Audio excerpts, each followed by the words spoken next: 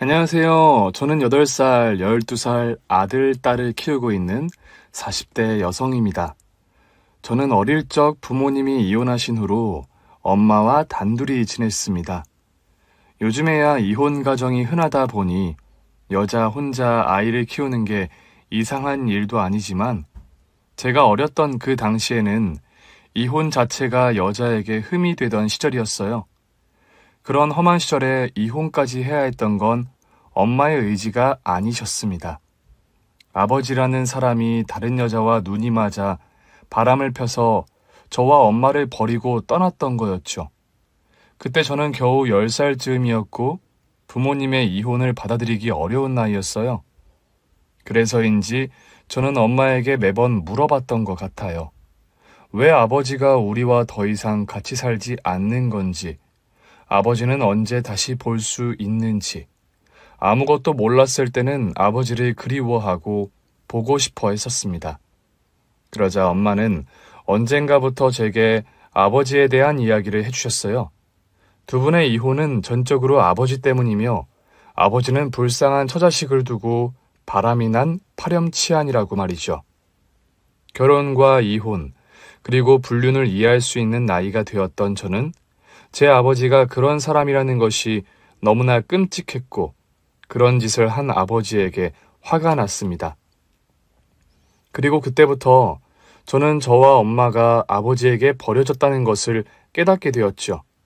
그래서 그 후로 다시는 엄마 앞에서 아버지 이야기를 꺼내지 않았어요. 엄마가 속상한 마음에 제게 아버지 이야기를 하실 때에도 저는 엄마의 얘기만 들어드릴 뿐 제 입으로 아버지의 이름을 입에 올린 적이 없었습니다. 아버지의 외도를 알게 된 순간부터 제게 아버지는 없는 사람이나 마찬가지였어요. 그래서 실제로도 밖에서는 아버지가 일찍 돌아가신 것처럼 말하곤 했습니다. 산 사람을 죽은 셈 치는 게 너무할지 몰라도 저한테는 죽은 거나 다름없는 사람이었으니까요. 제가 아버지를 더욱 원망할 수밖에 없었던 또 다른 이유는 제 가정 형편 때문도 컸던 것 같아요. 두 분이 이혼을 하시고 혼자 저를 키우시던 엄마가 너무 힘들어 하셨기 때문에 저는 제가 가난한 것도 전부 아버지 탓이라 생각했습니다. 아버지와 같이 살 적에도 그리 넉넉한 형편은 아니긴 했지만 그래도 끼니 걱정할 정도는 아니었는데 엄마 혼자 저를 키우시려니 돈 한 푼 벌기가 쉽지 않더라고요. 늘 꾸준히 일을 하면서 쥐꼬리만한 월급을 받는 엄마가 너무 안타까웠습니다. 그래서 저는 일찍 철이 들어야만 했고 엄마를 돕기 위해 일찍이 사회생활을 시작했습니다. 중고등학교 시절부터 우유 배달이며 편의점 아르바이트며 이런저런 아르바이트를 해오다가 고등학교 시절에는 취업을 위해 상고에 진학을 해서 일찍이 취업을 하게 되었어요. 그 중에서도 열심히 한 학생들에게만 주어지는 기회인 은행에 취업을 하게 되었죠. 저도 남들처럼 대학에 진학했더라면 참 좋았겠지만 학비와 생활비가 걱정이었던 저는 욕심을 버리고 열심히 일을 하기로 했습니다. 그렇게 저는 19살부터 20대 후반이 될 때까지 은행에서 묵묵히 제 자리를 지켜왔어요. 고졸이라는 이유로 대학 졸업자들에게 밀려 고생해야 했지만 안정적인 직업이 있다는 것만으로도 감사한 일이었습니다. 그러다 그 사이 엄마가 돌아가시고 결국 저 혼자 남게 되었죠. 엄마를 떠나보낸 저는 마음 붙일 곳이 필요했고 그러다 저희 은행 단골이었던 남편을 만나게 되었어요. 남편은 참 착하고 좋은 사람이었습니다. 언제나 얼굴 구기는 일이 없었고 스트레스 받는 상황에서도 의연하게 대처할 줄 아는 사람이었죠. 늘 무언가에 쫓기듯 전전긍긍하고 마음의 여유가 없이 살던 저와는 정반대의 사람이었네요.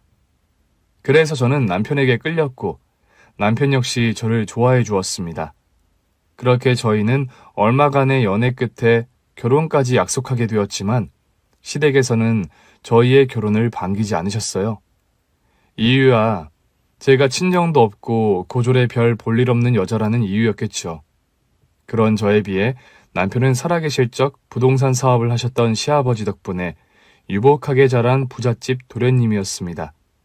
거기다 아버지를 따라 자신도 사업을 하며 경제력도 있었으니 누구나 탐낼 만한 신랑감이었겠죠.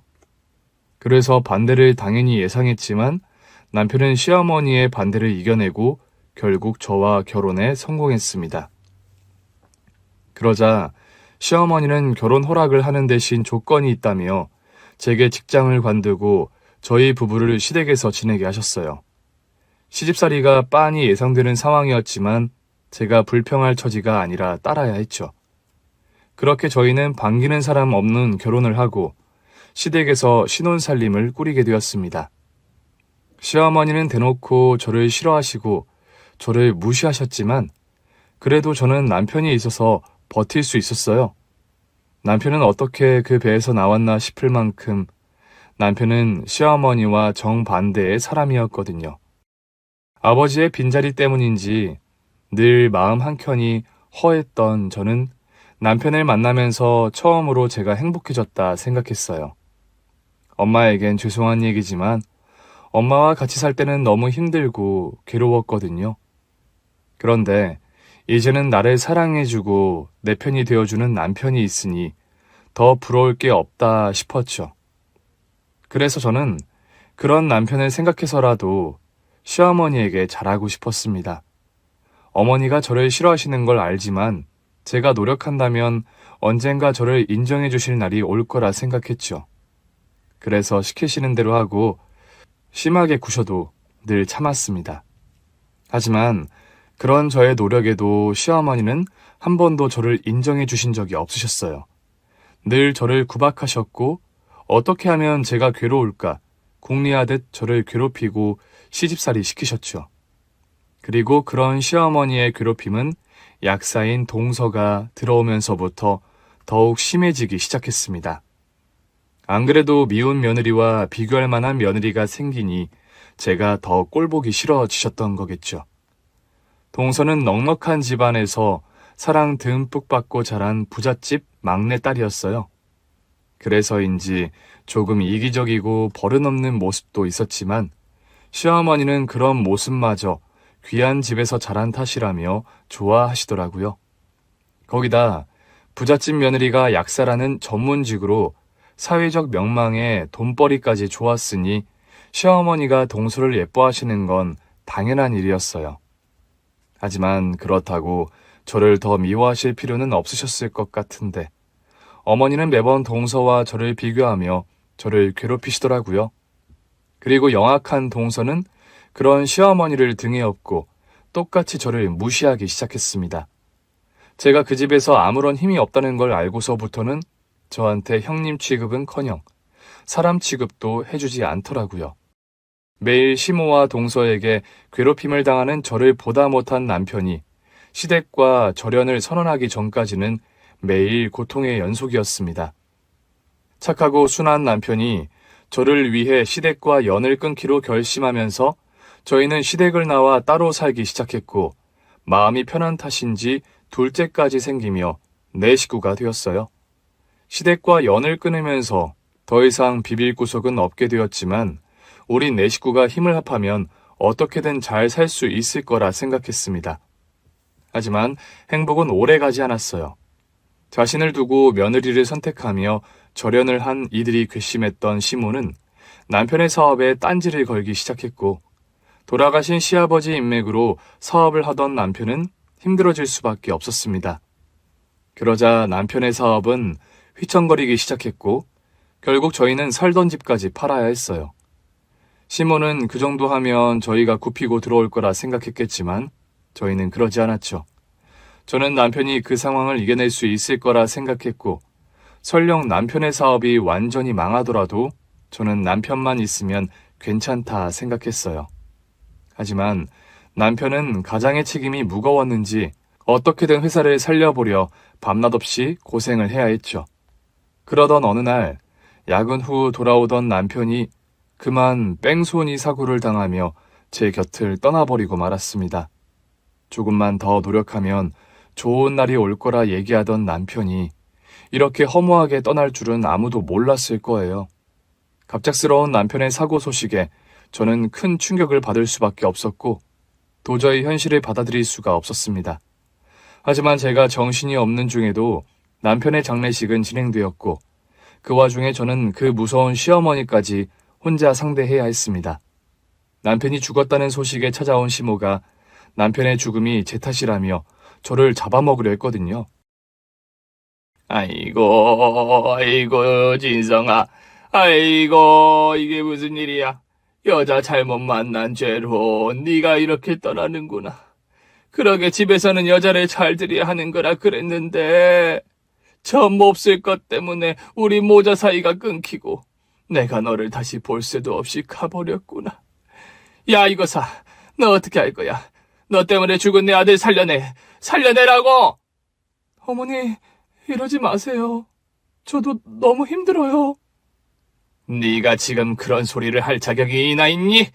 너 때문에 내 아들이 고생만 하다가 죽어버렸는데 네가 무슨 염치로 힘들다는 소리를 해?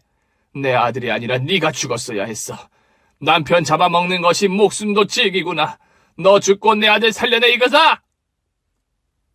시몬은 제가 남편을 죽인 거라며 저를 잡아먹으려 했습니다.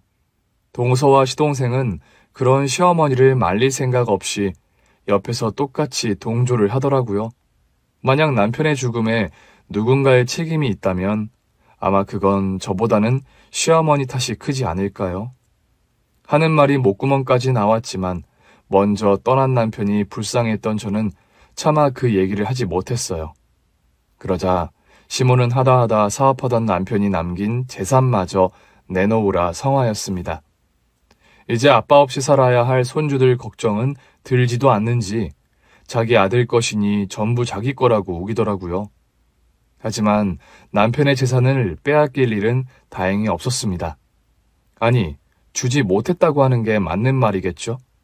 사업에 어려움을 겪던 남편이 가진 게 뭐 얼마나 있었겠어요? 남편이 버려놓은 일을 전부 수습하고 보니 남은 것은 오히려 빚뿐이더라고요. 그러자 시몬은 언제 그랬냐는 듯 아들의 빚을 나 몰라라 하고 그 후로 다시는 저희에게 연락을 하지 않더라고요. 죽은 아들이 남긴 돈은 욕심이 나도 빚은 책임지기 싫다는 거였겠죠. 그게 참 치사하고 너무하다 싶었지만 더 이상 그 집과 엮이기 싫었던 저는 차라리 잘된 일이라 생각했습니다. 그렇게 남편이 죽고 난 후 아이들과 남겨진 저는 어떻게든 먹고 살 궁리를 해야만 했습니다. 마음 같아서는 남편을 따라가고 싶은 생각도 있었지만 그때마다 저는 마음을 고쳐먹어야 했어요. 아무리 나약한 저라도 생때 같은 아이들을 두고 떠날 수는 없었으니까요. 하지만 매일매일이 고통스러운 것은 어쩔 수 없었습니다. 그나마 남편 덕에 살던 저였는데 유일한 제 편이었던 남편마저 없으니 제가 누구한테 의지해서 살 수 있을까 싶더라고요. 그래도 아이들을 위해서 어떻게든 살아보려고 노력했던 저는 일자리를 찾아다닐 수밖에 없었습니다. 그러나 나이 먹고 고졸의 경력도 단절된 제가 할 수 있는 일은 별로 없었어요. 요즘은 다들 대학 졸업장이 필수인 건지 대학을 나오지 못했다고 면접 보러 오라는 곳도 없더라고요. 그래도 나를 불러주는 곳이 어디 한 군데는 있을 거라 생각하며 하루에도 몇십 곳에 이력서를 집어넣었어요. 그래봐야 거의 다 아르바이트 같은 일들이었지만 제가 찬물 더운 물 가릴 처지가 아니었죠. 그러다 결국 백화점 주차 요원 일을 시작하게 되었습니다. 추우나 더우나 하루 종일 서서 하는 일이라 쉬운 일은 아니었지만 제가 할 수 있는 일 중에 그 일이 페이가 제일 셌거든요. 한 푼이라도 더 벌어서 내 자식들 고생시키지 말자고 생각하다 보니 일이 힘들고 위험한 건 문제가 되지 않았어요. 하지만 그렇게 각오를 했음에도 일은 정말로 어려웠습니다. 하루 종일 서서 일하는 체력적인 문제도 있었지만 손님들을 상대하면서 갑질에 상처를 받기도 하고 위험하게 운전하는 차량 때문에 사고가 날 뻔하는 일도 있어 늘 두려움의 연속이었어요. 오죽하면 꿈에서조차 달려오는 차에 시달리는 꿈을 꿨을까요? 하지만 힘들고 스트레스 받는다고 해도 저는 그 일을 그만둘 수가 없었습니다. 그때 제 사정에는 그 일이 최선이라 생각했죠. 그렇게 백화점 주차 요원으로 일하기를 몇 달째, 어느 날 저는 생각지도 못했던 사람과 재회하게 되었습니다. 그건 다름 아닌 제 친아버지였죠. 아마 우연이었지 않을까 싶지만 솔직히 달가운 우연은 아니었습니다. 아버지라는 사람이 나와 엄마를 버리고 간 뒤로 저는 그 사람을 제 아버지라고 생각하지 않았었으니까요. 더구나 그 뒤로 저는 아버지와 한 번도 만난 적이 없었기 때문에 고급 벤츠에서 내리는 그 중년의 신사가 제 아버지일 거라 생각지도 못했습니다. 그런데 아버지는 다 자란 제 얼굴을 한눈에 알아보기라도 하는 듯 먼저 아는 체를 해왔었어요. 고객님, 여기는 주차장이라 갑자기 이렇게 세우시면 안 되세요. 주차자리 안내해 드릴 테니 차 옮겨주시겠어요? 화영아, 아빠다, 화영아. 아빠 못 알아보겠니? 예? 누구시라고요? 아빠요? 화영아, 너 왜 여기에 있는 거냐? 이게 얼마만이냐? 사람 잘못 보신 것 같네요. 아빠라뇨. 저는 아버지가 안 계신걸요. 여기서 이러지 마시고 다른 고객님들 생각해서라도 얼른 자리 옮겨주세요, 고객님. 화영아, 제발 아빠 한 번만 받아오. 그동안 못 찾아가서 미안하다. 너 그렇게 두고 가서 정말 미안해. 하지만 그렇다고 해서 내가 화영이 너를 잊고 산 건 아니었단다. 내가 어떻게 너를 잊고 살겠니? 나는 지난 세월 동안 늘 화영이 너를 걱정하며 살았어. 언젠가 꼭 한번 다시 만나고 싶다고 생각했었는데 이렇게 다시 만나게 될 줄 몰랐구나. 아빠가 너무 반가워서 그러는데 우리 어디 가서 얘기 좀 할 수 없겠니? 아빠가 내게 할 말이 많구나. 저는 지금 그쪽이 무슨 소리 하는지 아무것도 모르겠어요. 나는 아빠가 없다니까요. 엄마랑 단둘이 살다가 엄마 돌아가시고는 완전 고아예요. 그러니까 괜히 불쌍한 고아가 일자리까지 잃게 곤란하게 만들지 말고 가주세요. 나는 당신이라는 사람 그리워한 적도 없고 반갑지도 않아요. 이제 와서 할 말도 없단 말이에요. 내 말 못 알아듣겠어요? 화영아, 그러지 말고 아빠랑 대화 좀 하자꾸나.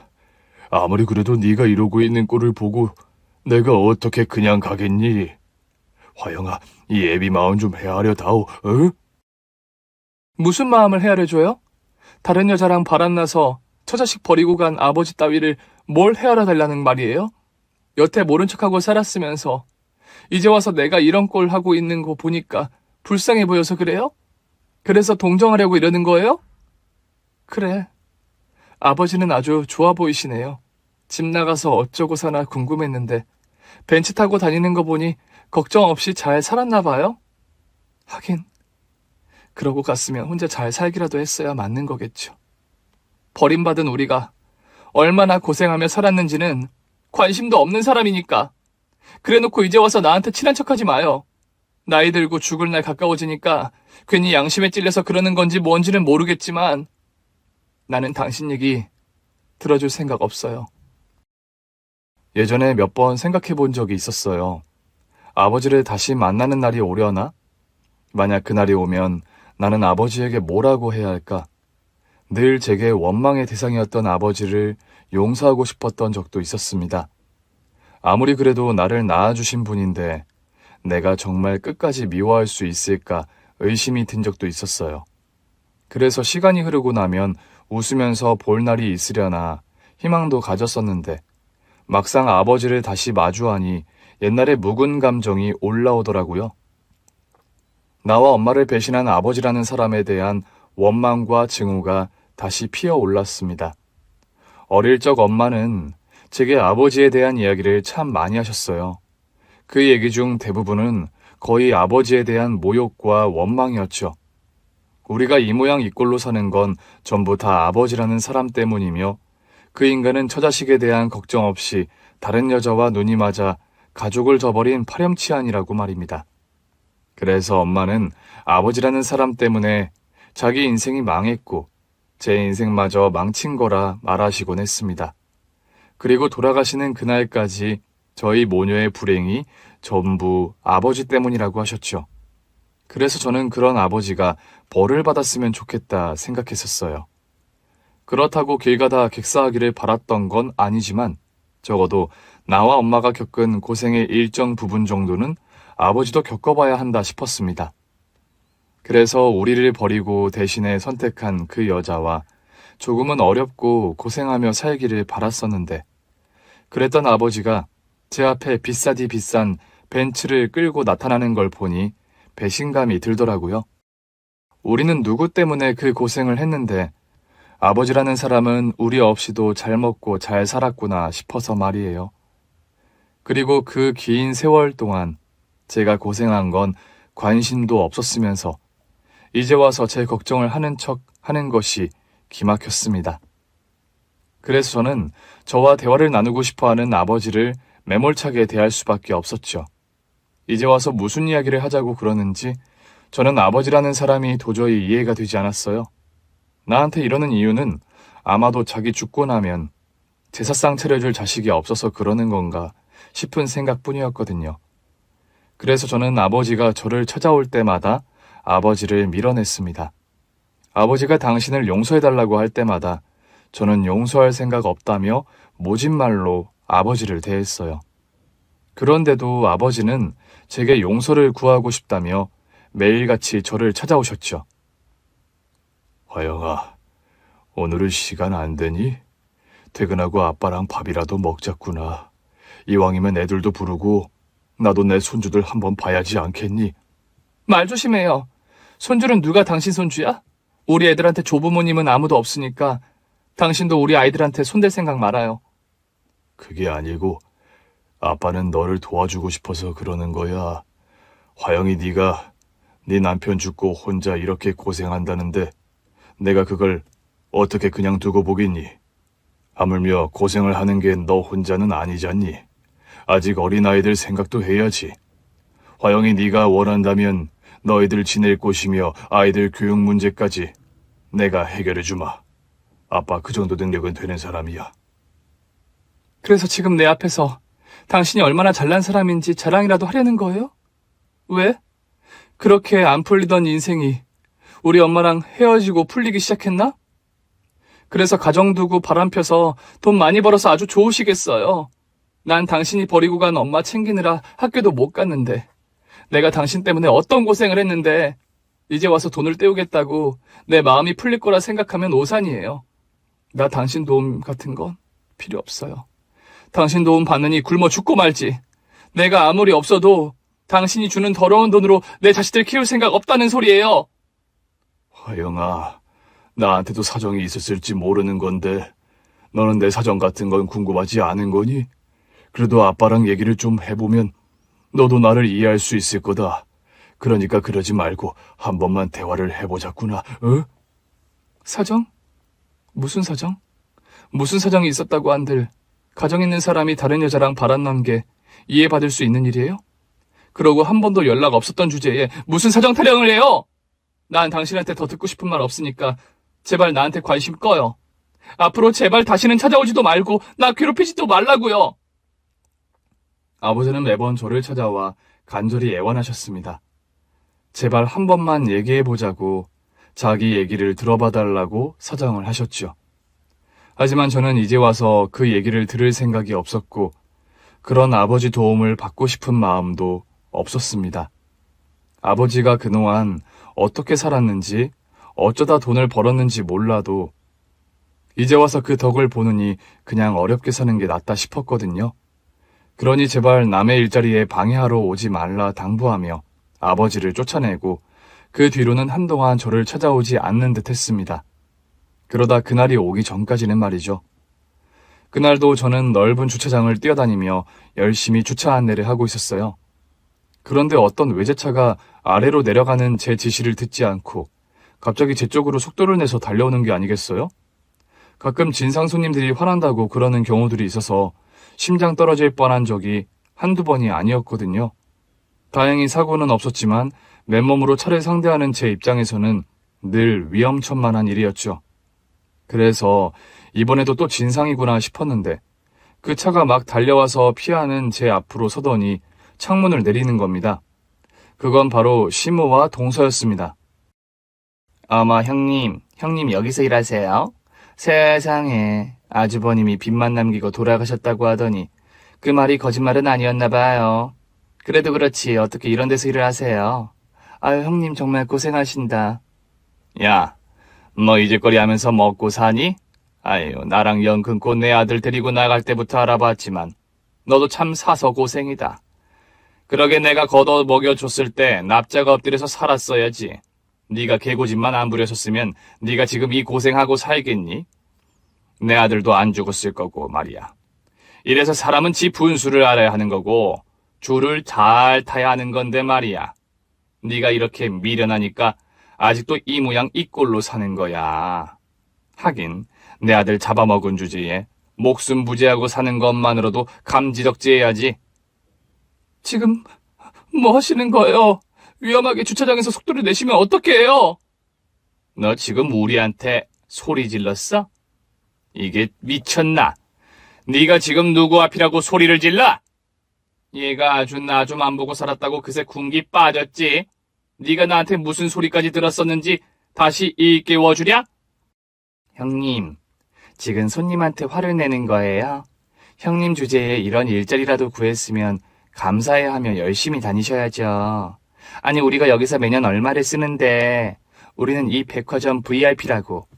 근데 손님 대접을 이따위로 해? 형님 잘리고 싶어요? 정말 다들 너무하시네요. 그이 그렇게 죽고 저 혼자 애들 키우느라 고생하는 거 뻔히 아시면서 어떻게 여기서 이렇게 수정 어떻게 여기서까지 이러세요? 어쩌다 우연히 마주쳤으면 차라리 그냥 모른 척 해주시지. 정말 저를 이렇게까지 괴롭히셔야겠어요? 제가 오죽하면 이럴까요?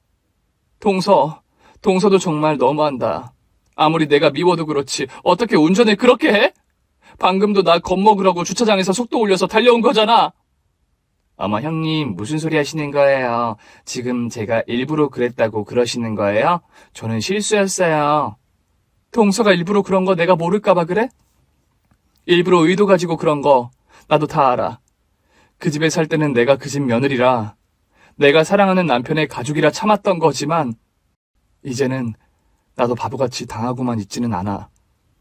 우리 애들 나 아니면 봐줄 사람 없는데 내가 정신 차리고 살아야지. 그래서 그렇게 정신 차린 애가 지금 손님한테 이따위로 하니? 너야말로 뭔가 착각을 하는 모양인데 네가 한때 내 며느리였던 건 맞지만 진성이 그렇게 죽고 네 말대로 우리 이제 남남이잖니. 너는 여기서 우리 주차자리 안내해주는 직원이고 우리는 백화점에 돈 쓰러 온 손님이고 그럼 더더욱 지 주제를 알아야지. 직원 주제에 어디서 손님한테 말대꾸를 하고 있어? 형님, 애들 걱정 안 해요? 애들 때문에 이런 굳은 일까지 하시는 모양인데 그럼 겸손하고 성실하게 일해야지. 손님이 실수였다고 하면 실수인 거지. 그게 뭐라고 화를 내고 있어? 그래서 내가 너 쳤니? 쳤어? 그래, 아가 너 말 잘했다. 직원 주제에 기본이 안 되어 있네. 너 이따위로 일할 거면 다른 일 알아보던가. 내가 보기엔 네가 지금 우리한테 괜히 자격지심이 있어서 그런 것 같은데. 우리는 잘 사는데 너는 그 모양 그 꼴로 사니까 배가 아파서 말이야. 그래서 괜히 별것도 아닌 걸로 시비 거는 거 아니냐? 그러게 말이에요. 지가 그렇게 사는 게 우리 탓도 아닌데 왜 난리람? 이거 안 되겠네. 쇼핑하러 왔다가 괜히 기분만 잡치게 생겼네. 밑에 직원들 관리 좀 잘하라고. 아무래도 윗선에 말 좀 해야겠어요. 그래, 그러는 게 좋겠구나. 우리가 여기 쇼핑하러 올 때마다 저 물건 때문에 기분 나쁠 수는 없는 거잖니. 괜히 눈에 거슬리기 전에 치워버리는 게 낫겠다. 남편이 떠난 뒤 장례식장에서 난리를 피운 이후로 한 번도 만난 적이 없었는데 하필이면 제가 일을 하는 백화점에 딱 마주치다니 참 난감했어요. 서로 만나서 좋을 사이가 아니라 피하고 싶을 뿐인데 이 사람들이 저한테 또 무슨 꼬투리를 잡아 괴롭히려나 싶더라고요. 아니나 다를까 시모와 동서는 서로 짝짝꿍이 맞아 저를 괴롭혀대더니 아무 잘못한 것 없는 제게 기어이 협박까지 하더라고요. 그 협박에 저는 분하지만 못 이기는 척 입을 다물 수밖에 없었습니다. 그렇지 않으면 정말로 그 인간들이 제 일자리까지 뺏을 것 같더라고요. 순간 눈물이 차올랐지만 저는 허벅지를 꼬집어가며 참아야 했습니다. 여기서 울면 내가 지는 거라 생각해서 어떻게든 그 상황이 지나가기만을 바랐지만 저도 사람인지라 속이 상하고 너무나 서럽더라고요. 내가 뭘 그렇게 잘못해서 이런 일을 당해야 하는지, 대체 다들 나한테 왜 이러는 건지 마치 세상이 제게 등을 돌린 기분이었죠. 그동안은 제 편 들어줄 남편이라도 있었지만 이제는 아무도 없으니 말이에요. 그런데 그때 멀찍이서 벤츠 한 대가 저희를 향해 다가왔습니다. 그리고는 검은 양복 남자들이 우르르 내리더니 뒷문을 열고 아버지가 내리시더라고요. 당신들 지금 뭐 하는 짓입니까? 아버지가 여긴 어떻게? 어영아, 지금부터는 내가 해결할 테니까 걱정하지 마라. 당신들 어디서 사람을 협박하고 괴롭히고 있는 거요? 뭐예요? 그쪽이야말로 누구시길래 남의 집안일에 끼어듭니까? 내가 내 며느리 혼낸다는데 뭐가 문제냐고요? 차에서 내린 아버지는 저를 도와주고 싶어 하셨습니다. 그러자 아버지의 차 문을 열어주었던 검은 양복의 사내들이 아버지 뒤에 든든한 기둥처럼 서서 시무와 동서를 잔뜩 노려보고 있었어요. 그게 왜 그렇게 든든하던지 저도 모르게 아버지에게 도움을 청할 수밖에 없었죠. 그렇게 아버지가 제 대신 시모를 상대하려 하자 어이없게도 시모는 분명 조금 전까지는 남남이니까 직원과 손님으로 대해야 한다며 제 직장 문제를 두고 협박을 하더니 이제는 집안일이라며 저를 며느리라고 하더라고요. 어쩜 이렇게 태도가 손바닥 뒤집듯 휙휙 뒤집히는지 기가 막힐 노릇이었어요. 사람이 저렇게나 막무가내일 수 있는지 한편으로는 대단하다 싶기까지 하더라고요. 댁은 누구신지 모르겠지만 얘 내 며느리예요. 내 며느리가 집 나가서 내 손주들 데리고 헛짓거리하는 게 속이 상해서 혼 좀 내는 중인데 당신은 누구시길래 그러십니까? 직원한테 갑질하는 손님 뭐 그런 건 줄 아셨으면 오해하지 말고 그냥 돌아가세요. 이건 저희끼리 해결해야 할 일이니까요. 맞아요. 저희 그런 사람들 아니에요. 저희가 갑질이나 할 사람으로 보이세요? 내가 아까 저쪽에서부터 상황을 전부 다 지켜봤는데 당신들은 지금 내가 그 정도 사리분별을 못하는 사람으로 보이는 모양이오? 그리고 아까부터 내가 누구냐고 남의 집 일에 끼어들지 말라고 하는데 나야말로 이 일에 누구보다 끼어들 자격이 있는 사람이지. 그게 무슨 소리예요? 자격이 있다니? 무슨 자격을 말하는 거예요? 아니 뭐 보이기는 어디 대단한 사장님 정도로 보이기는 하는데 그렇다고 남의 가정사에 숟가락 얹을 자격이 되는 건 아니죠. 얘가 불쌍해 보여서 도와주고 싶어서 그러시는 거면 여기 말고 어디 고아원이나 가보세요. 얘는 도움이 필요한 애 아니니까. 아니요. 이분도 끼어들 자격이 되는 분이세요. 저희 아버지시니까요.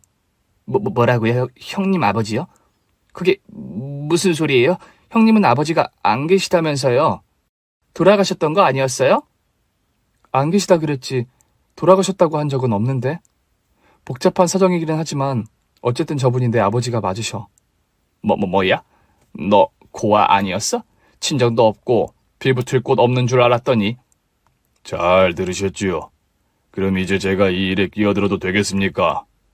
당신 같은 사람들이 내 사돈이라는 게 치욕스럽지만 어쨌든 한때 내 딸의 가족이었던 건 알겠습니다. 근데 그렇다고 해서 당신들이 내 딸을 이렇게 괴롭혀도 되는 건 아니지 않습니까?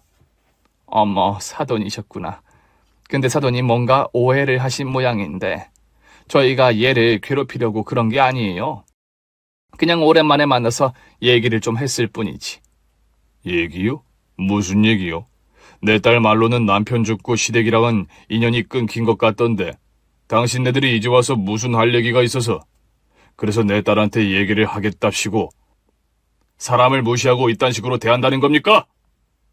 아니, 우리도 뭐라고 하고 싶어서 그러는 게 아니라 섭섭해서 그렇지, 섭섭해서.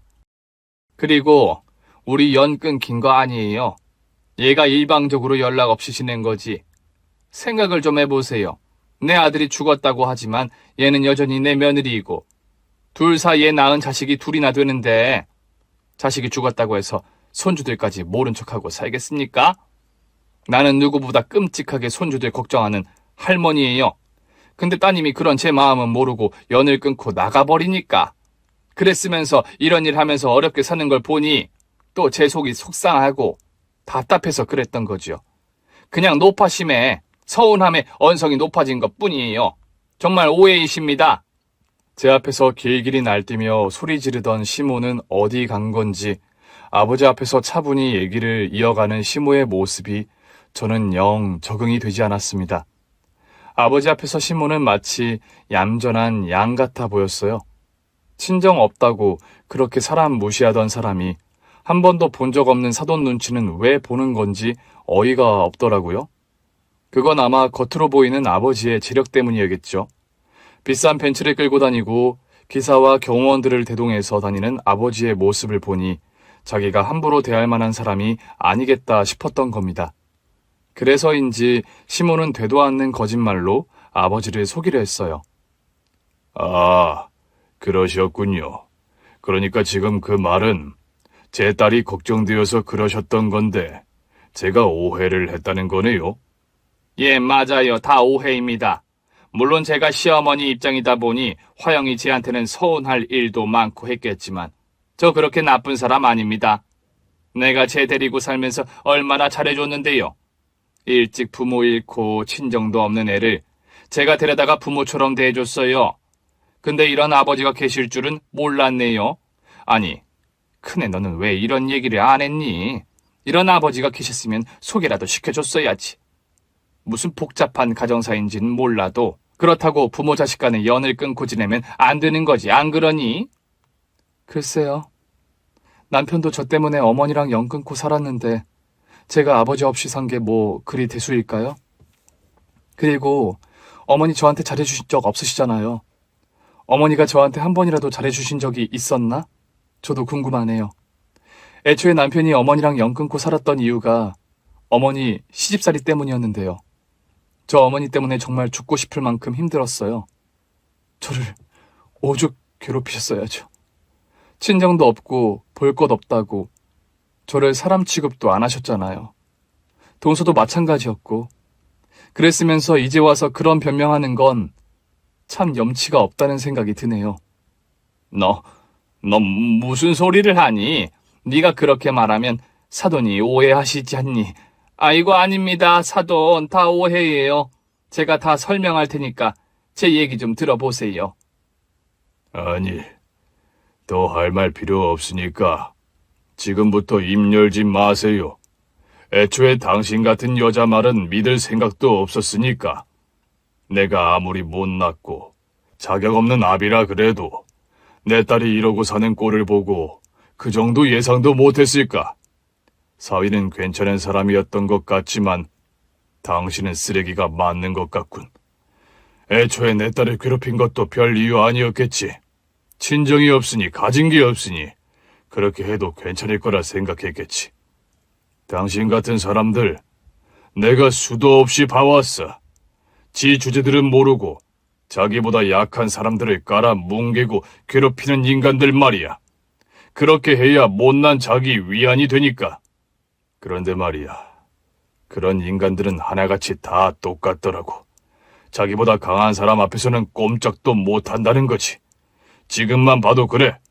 내 딸 앞에서는 고래고래 소리 지르며 협박하던 인간들이 내 앞에서는 갑자기 겸손해졌네? 아마 내가 별 볼 일 없는 노인이었으면 당신들은 나도 무시했겠지. 하지만 내 차와 내가 부리는 사람들을 보고 그러면 안 되겠다 계산했던 거겠지. 내 말이 들린가? 아니, 우리가 쟤를 약자라서 무시한 게 아니고 며느리니까 그런 거죠. 무슨 말씀을 그렇게 하세요. 원래 고부 갈등이라는 게 별게 아니거든요. 그래. 별것도 아닌 이유들로 내 딸을 괴롭혀댔겠지. 별것도 아닌 것들이 감히 내 딸을 무시를 해. 그러는 당신들은 뭐 얼마나 잘난 사람들이었기에 그딴 짓을 했어. 그런 주제에 더 강한 사람 앞에서는 벌벌 떠는 꼴이라니. 내가 당신들 가만히 둘 거라 생각하지 마. 그동안은 내가 내 딸에게 도움이 되지 못했지만 이제는 더 이상 물러나 있을 생각 없으니까. 그러니까 한 번만 더 내 딸 앞에 나타나기만 해. 그때는 내가 가진 모든 걸 동원해서 당신들 인생 망쳐줄 테니까. 아, 그리고 아까 백화점 들락거리면서 내 딸 꼴보기 싫다 그러던데 그 소원은 지금 들어주지. 앞으로 당신들이 여기서 내 딸 볼 일은 없을 거야. 오늘부터 당신들 이 백화점에 발도 못 붙일 거니까. 그게 무슨 소리예요? 백화점에 발도 못 붙인다니 지금 저희더러 여기서 나가라 이거예요? 아니 그쪽이 여기 사장도 아니고 무슨 자격으로? 내가 여기 사장은 아니지만 이 백화점에 지분이 있거든. 당신들도 여기 손님이라는 이유만으로 내 딸 직장 생활에 간섭하려 했잖아. 열심히 일 잘하는 애 일자리 뺏으려고 말이야. 그런데 아무 관련 없는 당신들보다야 백화점 주주인 내 입김이 세지 않겠어? 어이 김 실장. 지금 당장 최 사장한테 전화해. 전화해서 백화점 고객 관리 좀 잘하라고 주의 주게. 아무리 돈벌이가 좋다 그래도 여기가 돗대기 시장도 아니고 손님 관리를 잘해야지. 미꾸라지 며칠 개월물 흐린다 그러더니 이거 천박한 인간들 때문에 백화점 위신이 땅에 떨어지겠어. 아버지가 비서에게 그렇게 말하자 얼마 뒤 백화점에서 사람들이 우르르 쫓아나오기 시작했어요. 그리고 그 사람들은 시모와 동서에게 각서를 쓰게 했어요. 백화점에 큰 불이익을 끼쳤으니 법적으로 손해배상을 청구할 수 있다며 고소당하고 싶지 않으면 다시는 우리 백화점에 찾아오지 말라는 협박성 계약서였습니다. 그걸 받아든 시모와 동서는 자기들이 뭘 잘못했느냐 난리를 부렸지만 더 큰 강자 앞에서 힘없이 당할 뿐이었어요. 그래서 어쩔 수 없이 계약서에 사인한 동서와 시모는 곧장 백화점에서 쫓겨나고 말았습니다. 그렇게 꼴보기 싫은 쓰레기들을 치울 수 있게 된 저는 그제서야 아버지에게 감사 인사를 전할 수 있었습니다. 도와주셔서 감사해요. 그렇다고 이렇게까지 하실 필요는 없으셨는데 그래도 앞으로는 그 인간들 안 볼 수 있어서 다행이네요. 겨우 이런 것 가지고 고맙다니. 아빠는 화영이 너를 위해서라면 뭐든지 해줄 수 있단다. 제가 뭐 해드릴 건 없지만 그냥 이번 일은 감사하다 말씀드리고 싶었어요. 아니면 저한테 뭐 바라시는 것 있으세요? 그러자 아버지는 제게 1시간만 대화를 나누자고 부탁하셨습니다. 그동안 저를 매일같이 찾아와 얘기하셨던 그 말이었죠. 솔직히 내키지는 않았지만 아버지 덕을 단단히 봤으니 그 부탁마저 거절하는 건 도리가 아니다 싶었어요. 그래서 저도 어쩔 수 없이 아버지와 얘기를 나누게 되었습니다. 아버지는 저를 앞에 두고 무척이나 긴장을 하신 듯 했습니다. 하실 말씀이 많다고 하시더니 막상 마주 앉아서는 연거푸 냉수만 들이키시더라고요. 그 모습을 보니 저는 왠지 짠한 마음이 들기도 했습니다. 어쩌면 저도 아버지를 마냥 미워할 수만은 없었는지도 모르죠. 하지만 고생만 하다 돌아가신 엄마를 떠올리면 저는 아버지를 곱게 볼 수가 없었습니다. 자꾸 원망과 그리움에 공존하는 제 마음을 저도 어찌해야 할지 모르겠더라고요. 그렇게 서로 말도 못하고 한참 침묵을 지키다가 한참 만에 아버지가 꺼내신 이야기는 놀라운 것이었습니다. 아버지에게 들은 이야기는 엄마에게 들었던 이야기와는 너무 다른 것이었습니다. 부모님 사이의 일에 제가 전혀 모르고 있었던 또 다른 진실이 있었던 것이죠.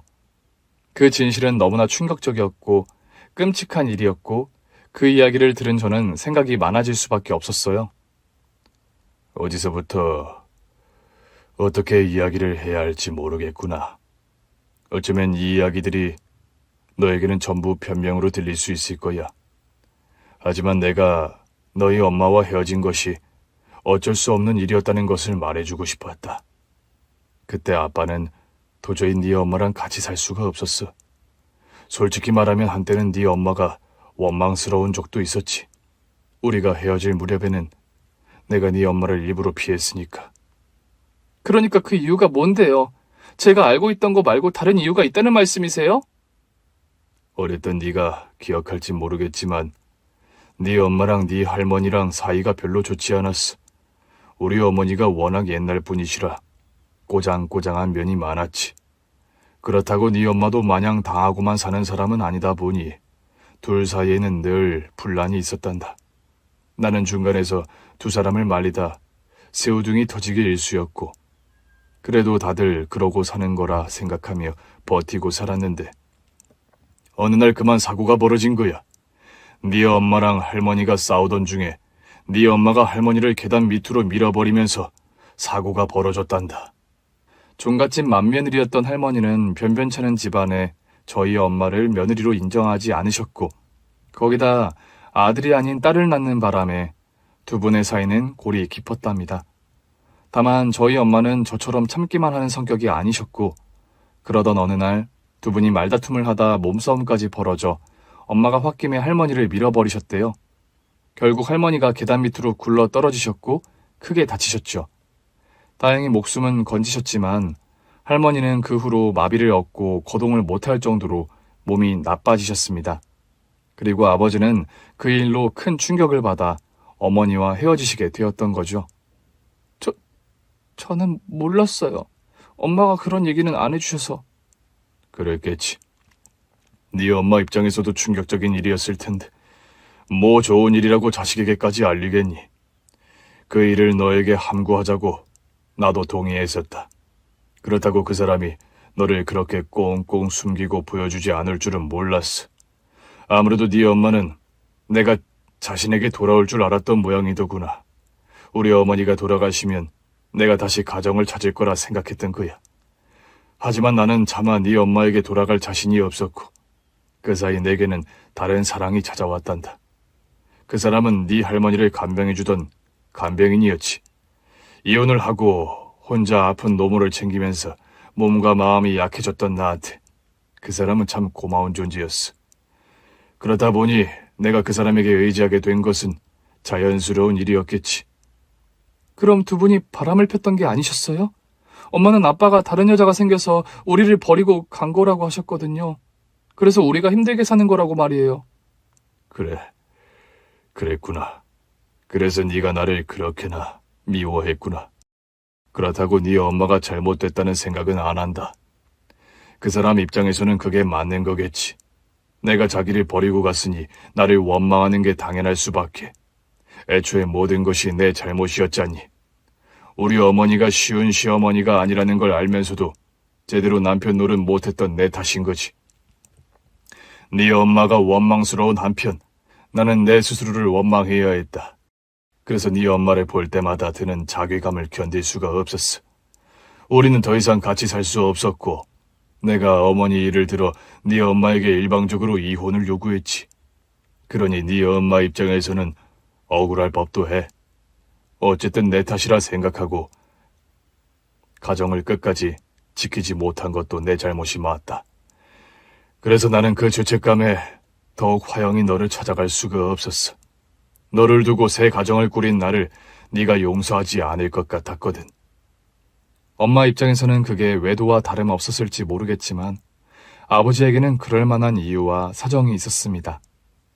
앞뒤 얘기를 다 듣고 나니 그동안 제가 알던 진실과 달라서 저도 당혹스럽더라고요. 반대로 내가 아버지 입장이었으면 어떻게 할 수 있었을지 확신할 수 없는 일이었어요.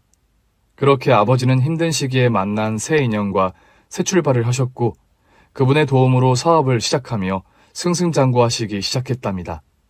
엄마한테는 모르겠지만 아버지에게는 은인이었겠죠. 그렇다 보니 아버지는 그분 때문에라도 제게 연락을 하지 못하셨겠죠. 하지만 아버지는 그런 제게 부채의식을 가지고 계셨어요. 언젠가 저를 만나 저를 도와주기를 바라셨다더라고요.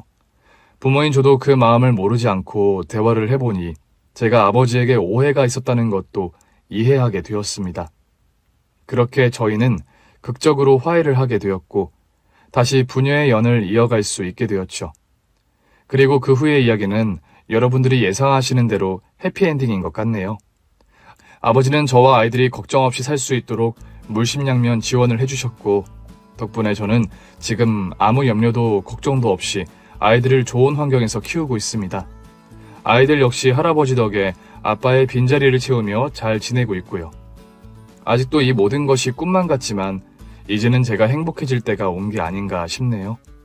그럼 저는 앞으로 아버지와 못나는 부녀의 정을 나누며 행복하게 살도록 하겠습니다. 감사합니다. 오늘 준비한 사연은 여기까지입니다. 재미있게 들으셨다면 구독과 좋아요, 알림 설정까지 눌러주세요. 그럼 저는 다음 사연으로 찾아뵐게요. 오늘도 건강하고 행복하세요.